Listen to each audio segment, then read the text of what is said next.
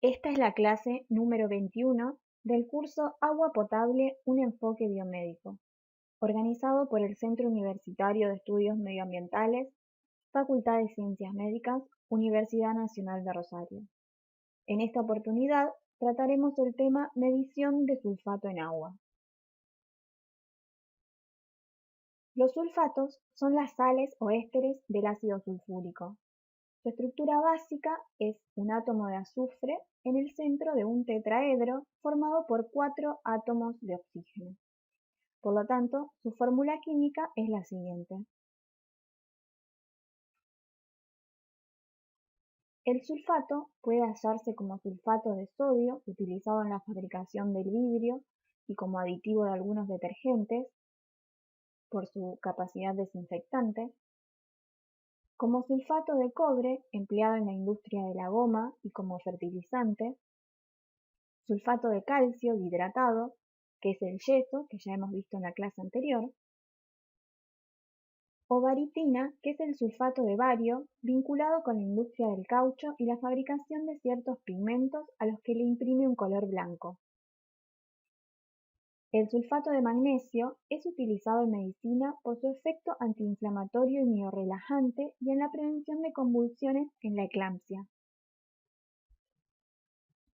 En cuanto a su función biológica, el sulfato ocupa un papel importante en los organismos vivos, principalmente relacionado a reacciones de sulfatación y de desulfatación, catalizadas por enzimas sulfotransferasas y sulfatasas respectivamente. En la imagen podemos observar el proceso de sulfatación de la hormona T4 transformándose a sulfato de T4 de mayor solubilidad en agua. Las sulfotransferasas utilizan como dadores del grupo sulfato al fosfoadenosil-fosfosulfato, representado con la siguiente sigla, que luego de perder el grupo sulfato se transforma en fosfoadenosil-fosfato. El fosfoadenosil-fosfosulfato se sintetiza luego de varios pasos por el agregado del grupo sulfato a partir de ATP. Las reacciones de sulfatación están relacionadas a la fase 2 de los procesos de detoxificación. El agregado del sulfato aumenta la solubilidad del compuesto, posibilitando su eliminación en forma soluble por bilis y por orina.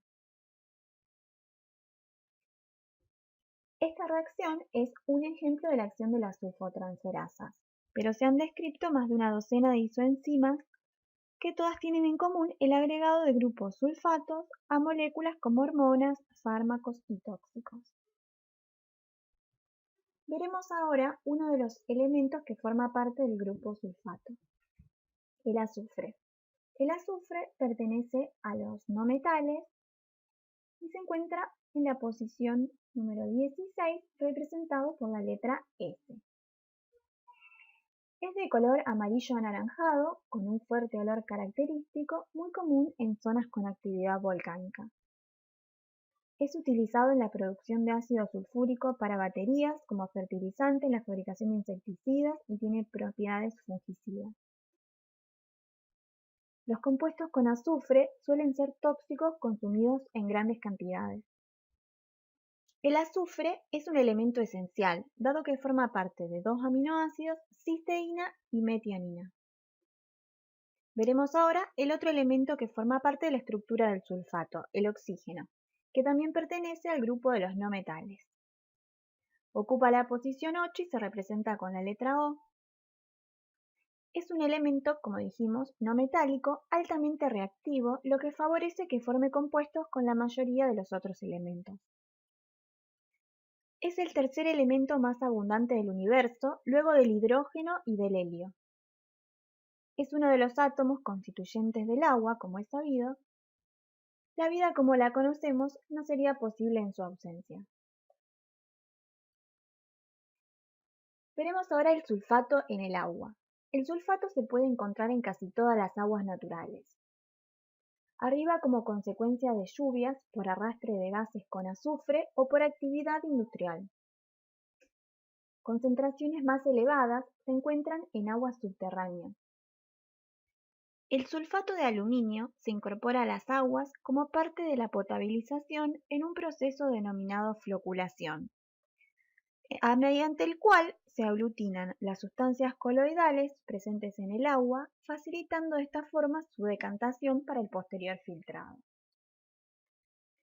La Organización Mundial de la Salud considera que los valores que se presentan en el agua de consumo humano no producen efectos perjudiciales sobre la salud, razón por la cual no establece límites recomendados ni máximos. Sí considera que puede afectar la aceptabilidad, como ya hemos visto con otros elementos presentes en el agua, al modificar su sabor. La presencia de sulfato puede generar un sabor perceptible en niveles muy altos y podría provocar un efecto laxante en consumidores no habituados. El deterioro del sabor varía en función del catión asociado. Se han determinado umbrales gustativos de unas 250 partes por millón para el sulfato de sodio a unas 1000 partes por millón para el sulfato de calcio. Niveles mayores a 1000 partes por millón se han relacionado a efectos catárticos. La Ley 11.220, así como el Código Alimentario Argentino, recomiendan valores menores a 200 partes por millón con un límite máximo obligatorio de 400 partes por millón. Para la medición de sulfato en aguas se utiliza en nuestro laboratorio una técnica radiométrica que utiliza un isótopo radioactivo del bario, el bario 133. Este isótopo es un emisor gamma con fotones de alta energía, por lo que requiere cuidados especiales para su utilización. Si bien la dosis anual permitida no alcanza a la que se emplea en nuestro laboratorio, al ser material radioactivo, son necesarios cuidados de protección medioambiental y del personal.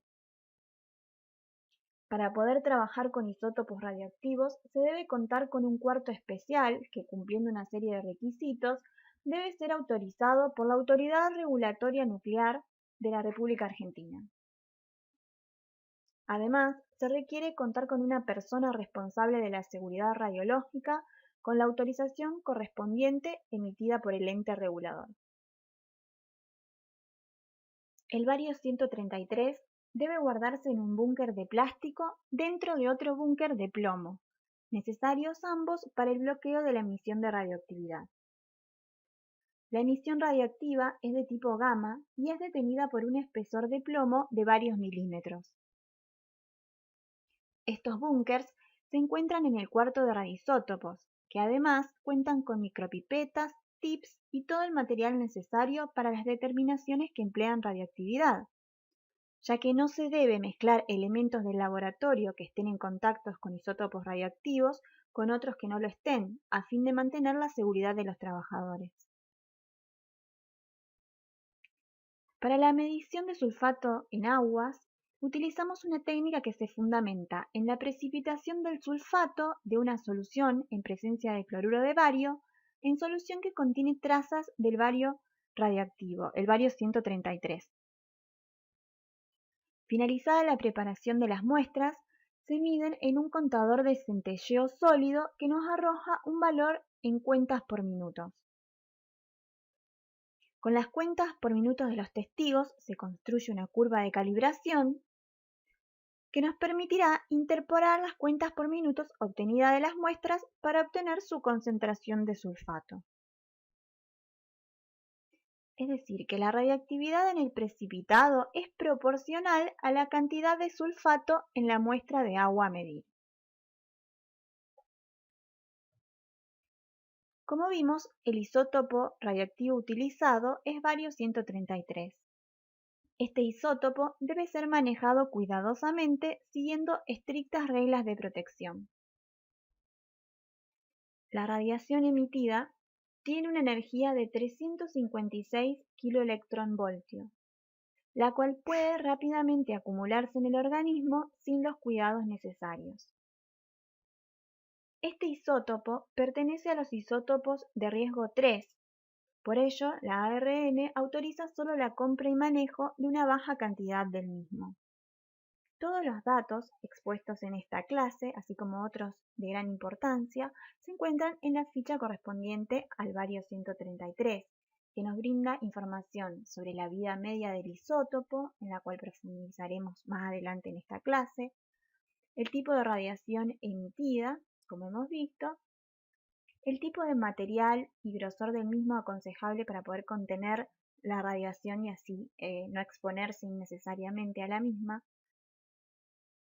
y otros datos de gran importancia para realizar cálculos sobre la exposición que tiene el trabajador que maneja el isótopo radioactivo y la exposición en caso de accidentes.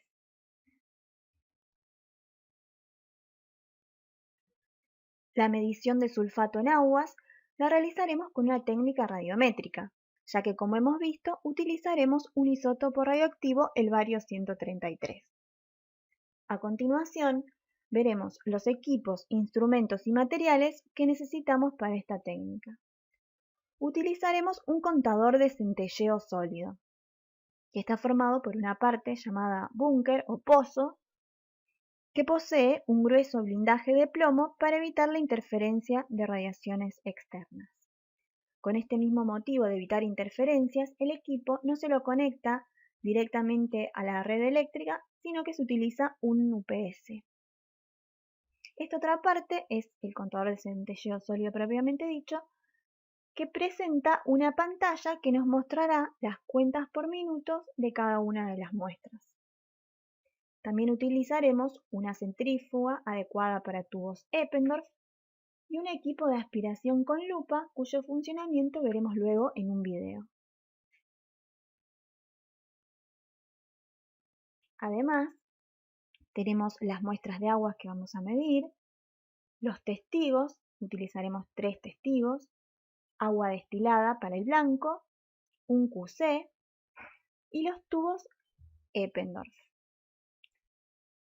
Además, utilizaremos micropipetas con los tips adecuados para los volúmenes que deseamos cargar y la solución de trabajo con bario 133, que como mencionamos anteriormente se encuentra en sus respectivos búnker y en el cuarto específico para el uso de radioisótopos.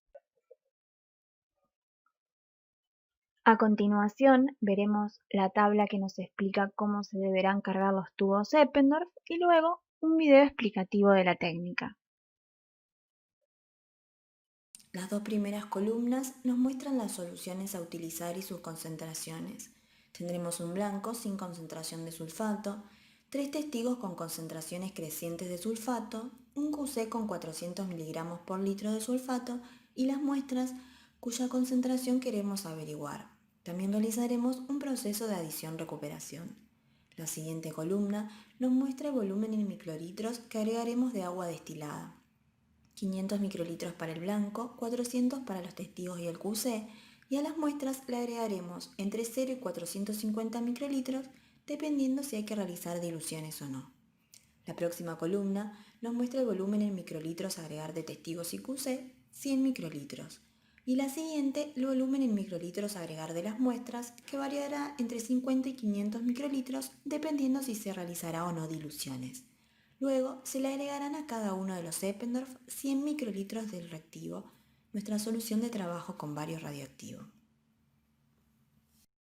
Para el proceso de adición-recuperación se tomará una muestra y se colocará 400 microlitros de la muestra con 100 microlitros de agua destilada en 2 tubos Eppendorf y 400 microlitros de la muestra con 100 microlitros del testigo 1 en otros 2 Eppendorf.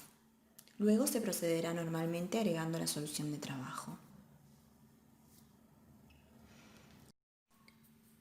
Para comenzar con el procedimiento, cargaremos los volúmenes indicados en la tabla de agua destilada en cada uno de los tubos Eppendorf correspondientes. Se trabajará siempre con tubos rotulados y por duplicado.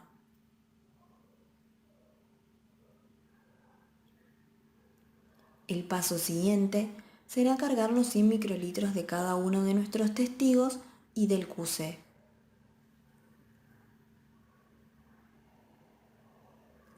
Luego se cargará cada una de las muestras que se desea medir en los volúmenes adecuados. Cuando ya todos los tubos Eppendorf se encuentren cargados, se sacará la solución de trabajo que contiene el isótopo radioactivo del búnker. La misma solo deberá ser sacada de su envase antes de realizar el cargado y deberá devolverse al mismo apenas finalice, evitando exponerse así innecesariamente a la radiación. Se trabajará siempre en mesada de metal y se tendrá al alcance de la mano papeles absorbentes por si ocurren derrames.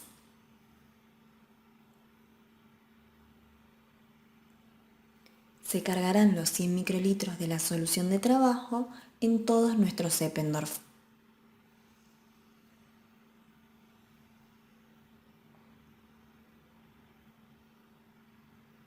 El paso siguiente será cerrar todos los Eppendorf.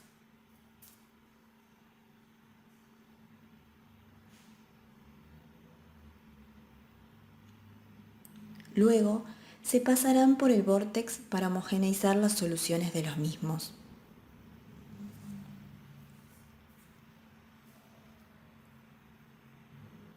Finalmente, se dejarán reposar durante 1 hora.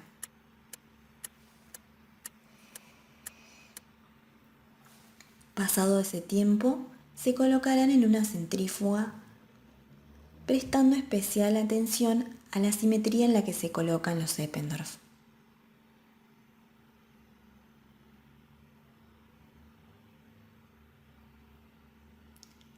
Se colocará en timer en 15 minutos y se encenderá la centrífuga lentamente, prestando atención a posibles ruidos que nos indiquen mal funcionamiento.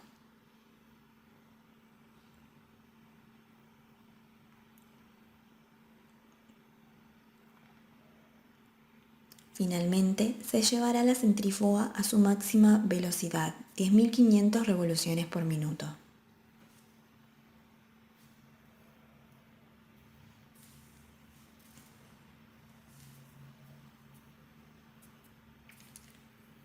Finalizado el proceso, se retirarán los Eppendorf de la centrífuga.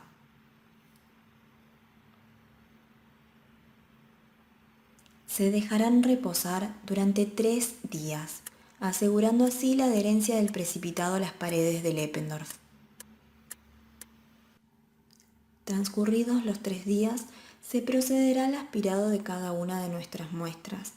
Para ello, se colocará la aguja en la parte central del fondo del Eppendorf y se aspirará lentamente el sobrenadante. Es aconsejable que se trabaje con lupa.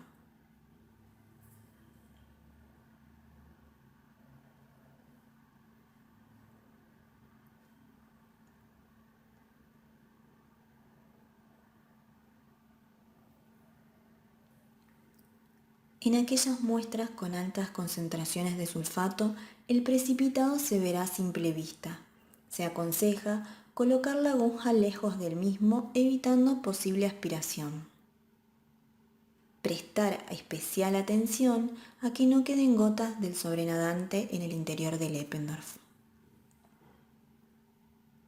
Finalmente, con un contador de centelleos sólidos podemos verificar las cuentas por minutos de cada uno de los tubos.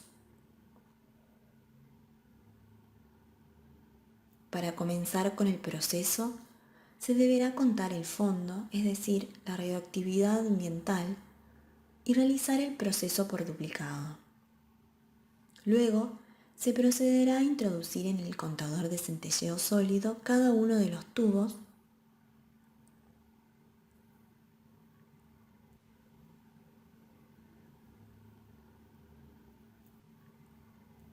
y transcurrido el minuto, el contador de centelleos sólidos nos arrojará el valor de las cuentas por minuto, que será el que registraremos en nuestro cuaderno.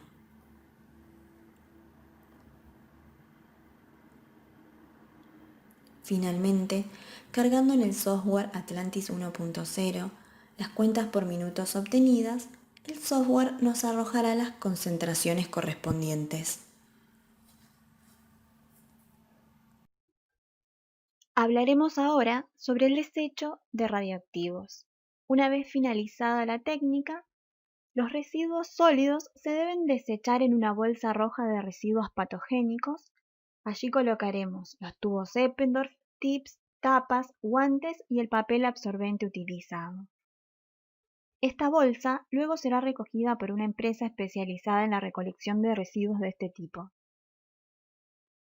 El residuo líquido del sobrenadante se desecha en la pileta, como hemos visto, mientras se deja correr abundante agua, evitando salpicaduras durante el proceso de aspirado de cada muestra. Esta forma de disposición de los residuos es la aprobada por la ARN.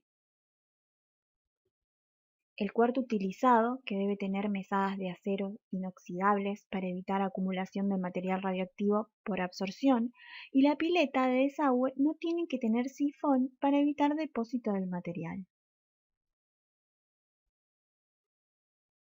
Se realizaron diversos cálculos que permitieron asegurar que su realización es segura sin producir contaminación ambiental ni peligros en su desecho.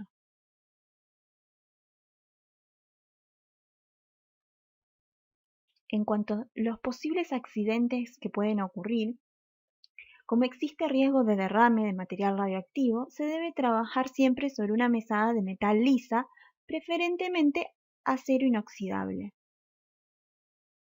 Si sucediera algún tipo de derrame, se deberán secar con papel absorbente, que será desechado luego en la bolsa roja de residuos patogénicos junto con el resto del material. Al mismo tiempo, se deberá encender el contador de centelleo sólido y seguir limpiando hasta que la medida arrojada por el contador de cada papel absorbente no discrepe del fondo. Es importante recordar que cada elemento radioactivo tiene una vida media característica, que en el bario, como hemos visto en la ficha, es de 10 años. Es decir, se requieren 10 años para que la radioactividad disminuya a la mitad.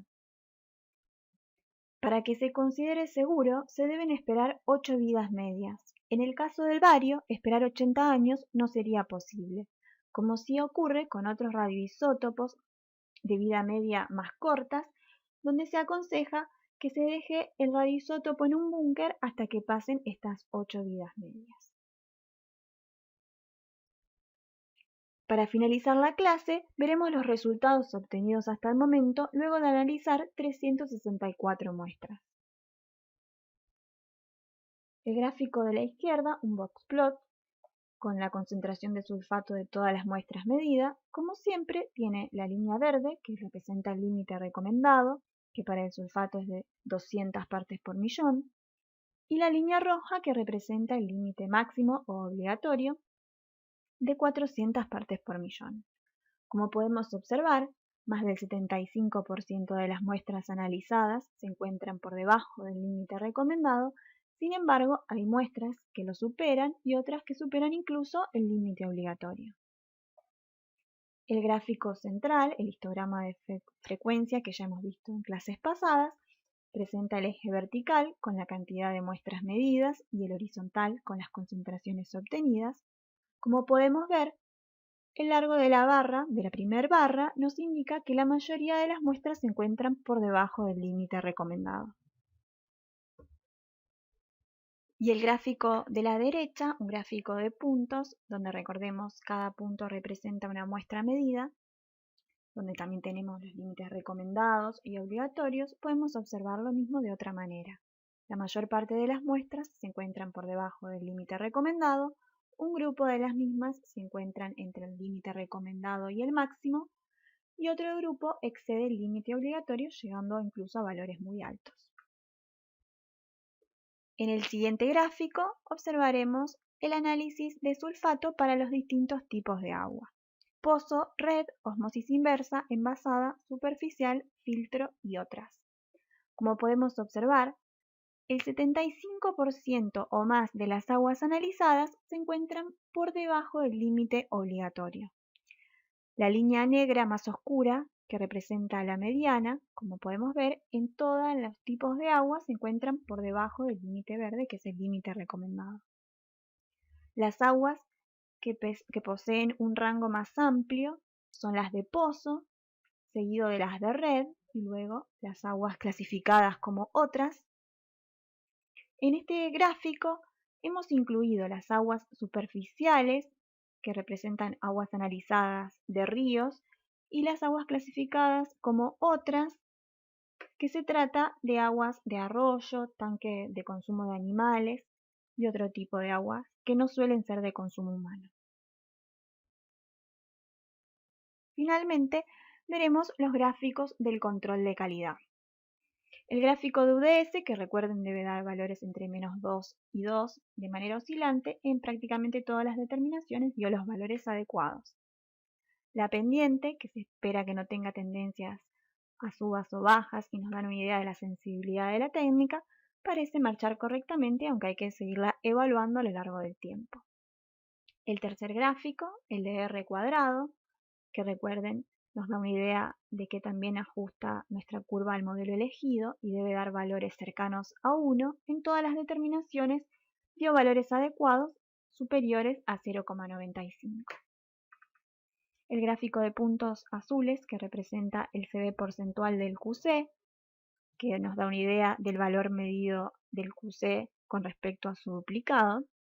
Y recuerden, debe dar valores menores al 10%, representados con la línea roja. En casi todas las determinaciones dio valores adecuados, aunque a veces lo superó, no fue por mucho. En cuanto al gráfico de puntos verdes sobre la ordenada al origen, se espera también que no tenga tendencias a subas o bajas, y se trata de la cantidad de cuentas por minuto a una concentración cero de sulfato. Parece marchar adecuadamente para esta técnica. Y finalmente, el gráfico de recuperación, que se espera que dé valores cercanos al 100%, como podemos observar en esta técnica, al comienzo dio valores muy lejanos al esperado, pero con el correr del tiempo se va acercando cada vez más al rango deseado entre 90 y 110%. Damos por finalizada la clase de hoy, agradecemos su presencia, el equipo docente del CUEM.